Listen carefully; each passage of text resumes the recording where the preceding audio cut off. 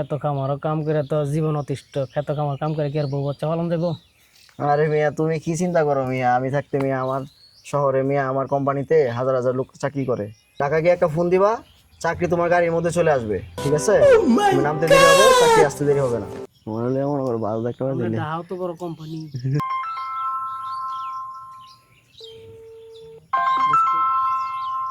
Hello বন্ধু, কই আছস?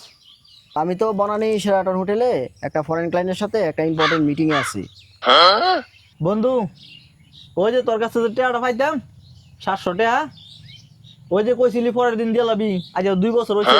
বন্ধু, আমার তো 2 বছর হয়ে গেছে গা, তোর তো আর পরের দিন হয়েছে না মনে হয়।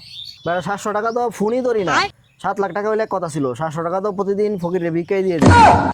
বন্ধু, তোর 7 লাখ টাকা তো আমার লাগতো না, তুই আমার 700 টাকা কোন সময় দিবি এটা ক। বন্ধু, এখন বাইরের সাথে 20 টাকার মিটিং এর কথা চলতেছে।